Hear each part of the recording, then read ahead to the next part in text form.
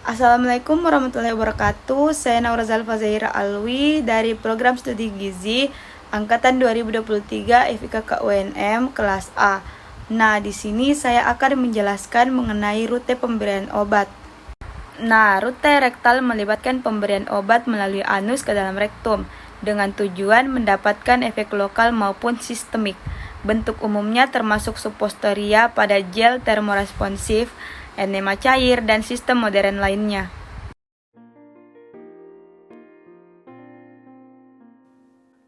A suppository is a medication that's been molded into a solid shape that can be placed into the rectum.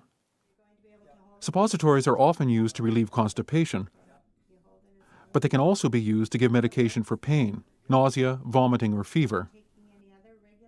The medication is absorbed into the bloodstream through the colon. The supplies you'll need are disposable medical gloves, a lubricant such as KY or Muco. Don't use Vaseline. And the suppository. If the suppository has been kept in the fridge, allow time for it to warm up before administering. As always, begin by washing your hands.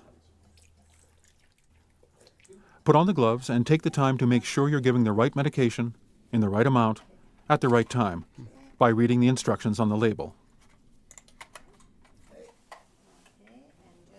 Ask or help the person to lay on their side, with the upper leg bent forward. Lubricate the suppository and ask the person to take a few deep, slow breaths to try to relax the muscles around the anus.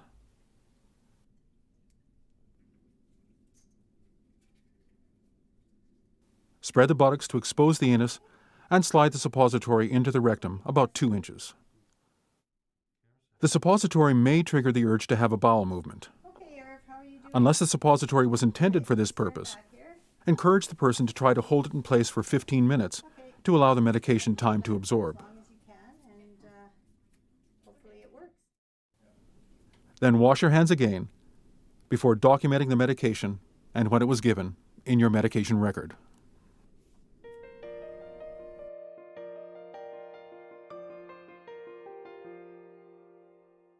Obat apa saja sih yang umum digunakan pada rute pemberian obat rektal ini?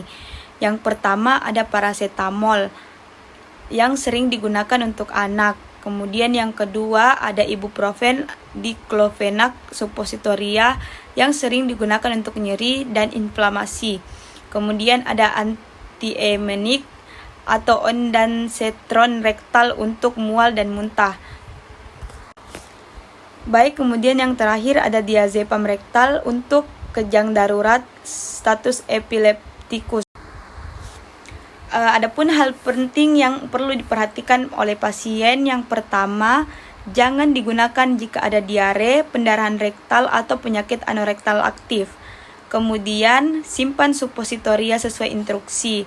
Biasanya dianjurkan di tempat sejuk atau lemari es. Kemudian yang ketiga, masukkan ke dalam posisi SIMS atau miring ke kiri dengan obat didorong cukup dalam untuk mencegah keluarnya kembali. Kemudian yang terakhir, tahan beberapa menit setelah pemberian obat agar obat larut. Baik, adapun kelebihan dari rute pemberian obat rektal ini, yang pertama adalah menghindari first pass metabolisme sebagian. Obat yang diserap di bagian bawah rektum masuk ke sirkulasi sistemik tanpa melalui hati terlebih dahulu.